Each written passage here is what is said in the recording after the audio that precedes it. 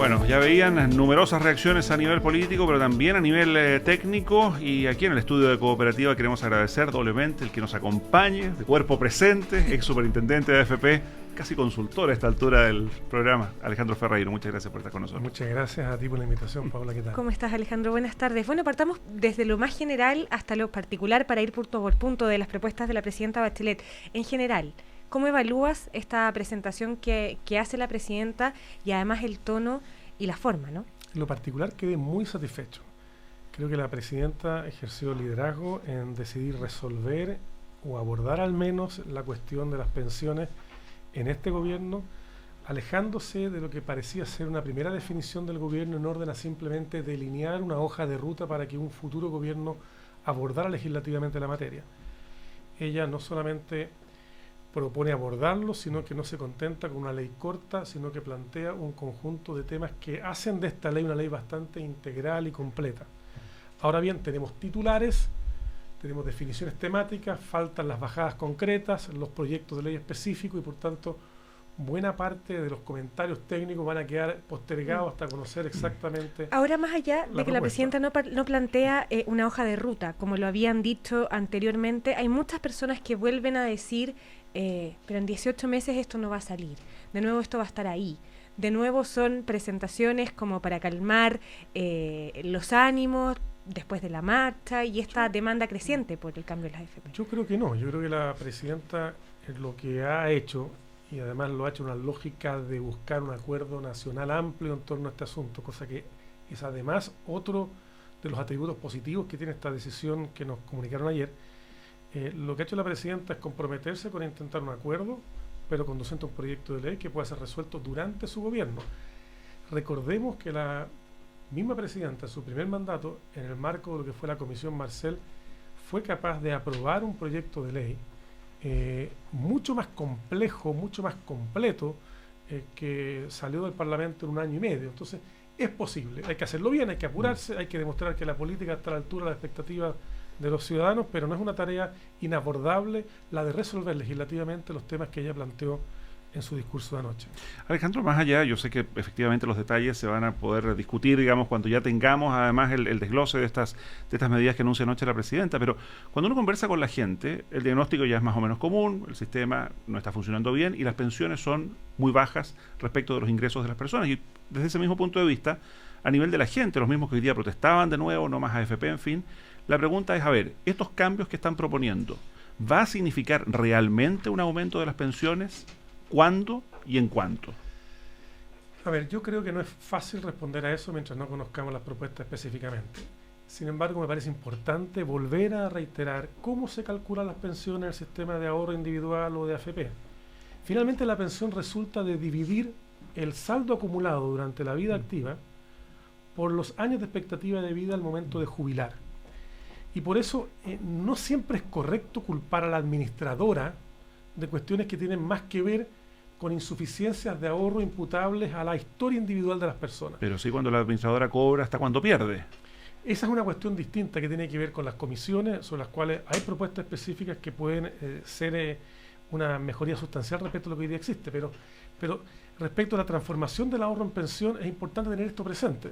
Salía una información de que la mitad de los pensionados del año pasado en el sistema de AFP habían cotizado menos de 15 años. Bueno, con 15 años de cotizaciones es posible en el caso de una mujer sostener razonablemente 30 años de expectativa de vida luego de los 60 o 20 y tantos años en el caso de un hombre.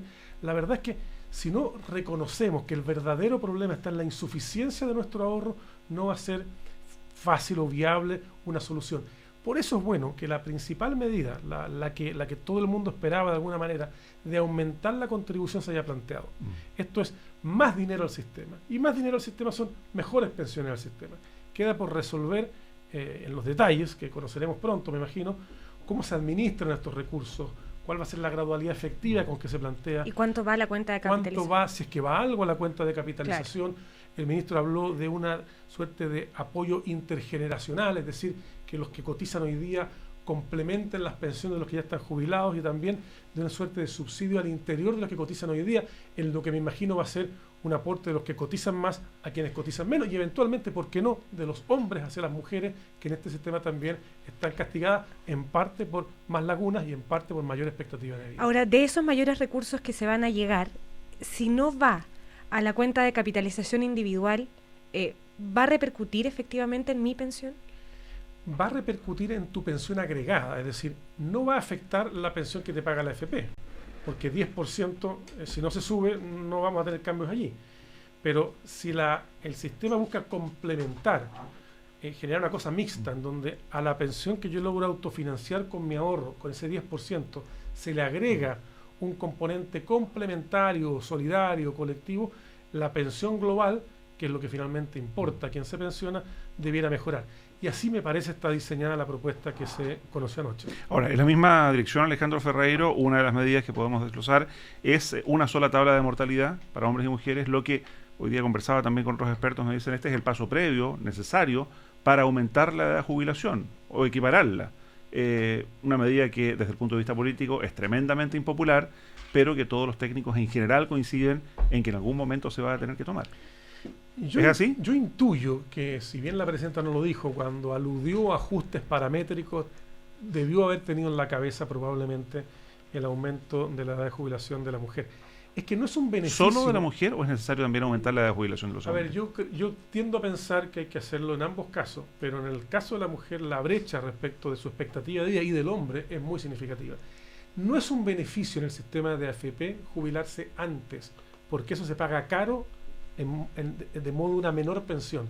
Una persona que se jubila a los 60 años va a tener una pensión que probablemente va a ser un 40% más baja que esa misma persona si se jubila a los 65 años. Entonces es dudoso que sea un beneficio jubilarse antes, salvo que no nos importe el monto de la pensión, y el monto de la pensión sí tiene que importarnos y mucho. Por eso es necesario, pero también pedagógico, decirle a la gente que conforme aumenta la expectativa de vida, también tenemos que acostumbrarnos probablemente a postergar la edad de jubilación.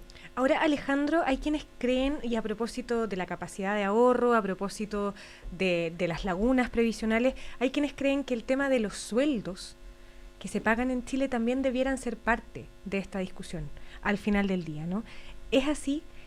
O ya es meternos en otro tema que no compete al... Son las dos cosas, es así. Porque finalmente hablamos de sueldos súper bajos que terminan en pensiones a veces indignas, muchas veces indignas.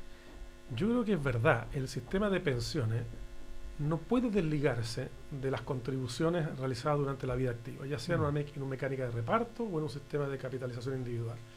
Y por tanto, bajas remuneraciones van a traducirse en bajas pensiones. Exacto. Ahora, el sistema de pensiones lo que hace es intentar suavizar la pérdida de capacidad adquisitiva que las personas tienen cuando dejan de trabajar. Buscan reemplazar, aunque sea parcialmente, el ingreso que solían tener por salario, esta vez a través de la pensión.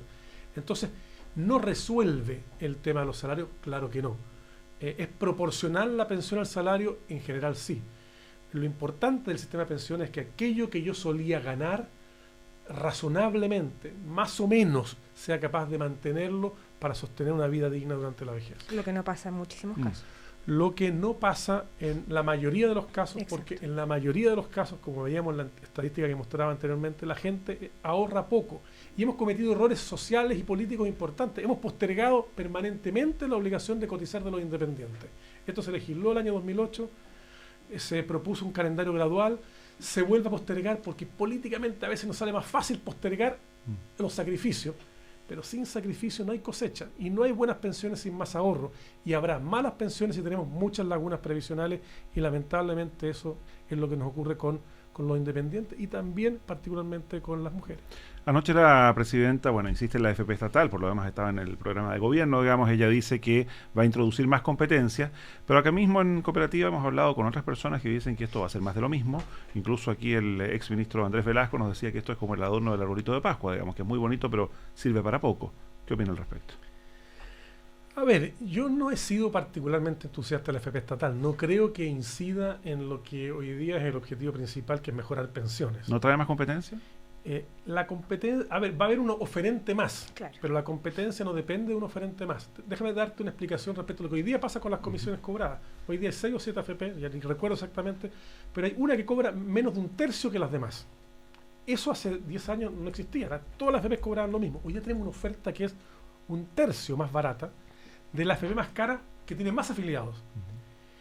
La pluralidad de ofertas no garantiza competencia. La gente no se mueve a esa AFP. Paradojalmente, la gente que si bien reclama en las calles contra las AFP, no parece votar con los pies, tomar la decisión concreta de elegir la AFP más barata. Entonces, no basta con pluralidad de oferentes, se requiere un poco más de actitud de parte de los propios cotizantes de conocer y elegir las opciones más convenientes. Ahora, de estas medidas que planteaba la presidenta Bachelet, ¿qué es lo que se pregunta y lo que decía Mauricio al comienzo? De todo este conjunto de medidas, la que más apunta a aumentar la jubilación, que finalmente lo que importa al final del día, ¿es el aumento de la cotización del 10 al 15? A mi juicio sí. Ahora, esto es gradual y por tanto su efecto completo se va a demorar en notar probablemente 10 años. Se ha hablado de 0,5% por año. Pero aquello que primero se acumula, aquello que primero se recaude, podría contribuir a mejorar en esta lógica intergeneracional las pensiones de quienes se han jubilado. Ahora, el ministro Valdés ha hablado de 1.500 millones de costo de ese aumento de capitalización, de cotización, quiero decir, porque el Estado es el empleador por excelencia. Yo creo que al final del periodo el mayor costo que el Estado va a tener que pagar como empleador equivale a 1.500 millones de dólares. ¿Y de dónde sale esa plata? Esa plata la va a tener que pagar el fisco, así como el Estado, ahora se paga en 10 años. ¿eh?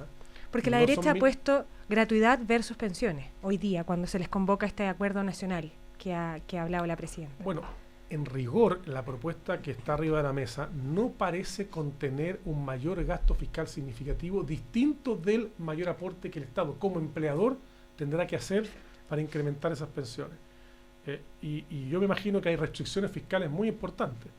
Y claro, si hubiésemos tenido las holguras del año 2008, por el alto precio del cobre, habríamos podido quizás fortalecer significativamente el pilar solidario. Este debate es real. Cuando los recursos fiscales son escasos, tenemos que hacernos la pregunta de en qué los gastamos. Y puede ser gratuidad, puede ser pensiones de las Fuerzas Armadas. Hay muchas cosas que poner en la juguera de una buena toma de decisiones para priorizar lo que socialmente importe más. Alejandro Ferreiro, ya que lo mencionas, era de hecho mi siguiente pregunta, porque cuando se discute tanto respecto del tema de pensiones en el sector privado, ¿qué pasa con las Fuerzas Armadas cuando hay funcionarios que, más allá de las características propias de las instituciones y del desempeño y de su profesión, se están jubilando a los 52 años, en un sistema que, como sabemos, es diferente, en un sistema al cual el Estado está aportando muchísimo? Hay que revisar todo aquello, hay que revisar el monto de las pensiones, hay que revisar incluso la edad en que los miembros de las Fuerzas Armadas y Carabineros se jubilan. Yo creo que el sistema previsional de las Fuerzas Armadas es un resabio de un esquema que favorece un segmento de la sociedad y que captura demasiados recursos como para ser sostenible. Dicho de otra manera, debe revisarse. Así lo planteó la unanimidad de los miembros de la Comisión Bravo, así se ha venido diciendo permanentemente y por diversas razones no ha sido políticamente viable abordarlo. Un ejemplo concreto, de cada pensión que se paga al personal en retiro de las Fuerzas Armadas, un 10% de ella ha sido financiada con cargo a sus cotizaciones. El 90% restante se financia con los impuestos que pagan todos los chilenos. Ese financiamiento, ese 90%, entiendo que son 2.300 millones de dólares anuales, que es más que los 1.800 millones de dólares que gastamos en el pilar básico y solidario para millones de chilenos. Este es un sistema completamente desfinanciado, no es de reparto. Reparto sería si las cotizaciones financiaran las pensiones. Aquí las cotizaciones financian el 10% de las pensiones. A mi juicio debe revisarse. El argumento histórico de que los funcionarios de las Fuerzas Armadas tienen sus carreras truncadas, muy jóvenes, porque no todos los capitanes pueden ascender a coronel, los coroneles a mayor, en fin, ese es un argumento a mi juicio que pierde validez hoy día porque no hay ninguna profesión en Chile que le garantice a nadie empleo de por vida. Y por tanto, que la Fuerza Armada no le garantice a sus funcionarios empleo de por vida no es otra cosa que el reflejo de lo que es el mercado laboral general hoy día en el país.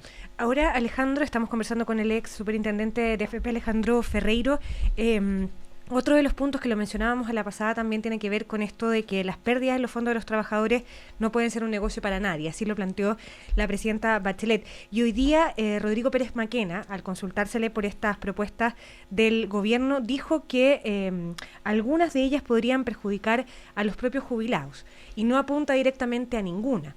Pero ¿cómo evalúas esa respuesta de la AFP? A ver, yo creo que hay algunas propuestas que tocan y afectan los intereses de la AFP. ¿Esta particularmente? Lo de la... y yo creo que sí. Ahora, para ser intelectualmente riguroso en esta materia, depende del diseño que se plantee respecto a esta devolución de comisiones de las AFP a sus afiliados en caso de rentabilidad negativa, si esto va a ser razonable y positivo o si va a ser contraproducente. ¿Cuál es el diseño razonable y positivo?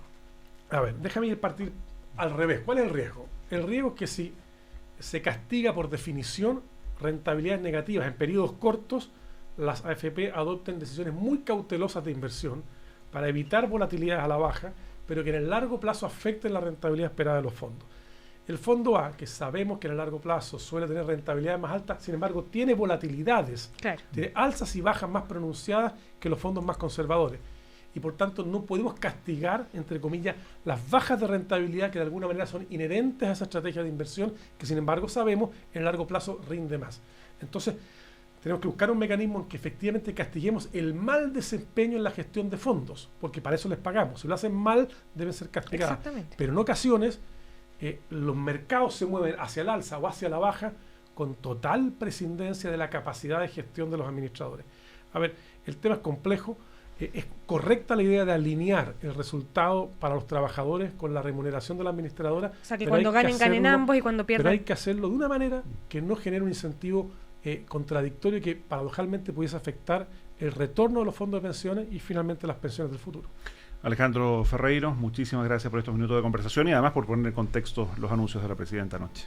Muchas gracias a ustedes por la invitación, es un placer, como siempre, estar en Cooperativa. Chao, Alejandro, buenas tardes. Nos vamos a la pausa y seguimos de inmediato con lo que queda del día aquí en Cooperativa.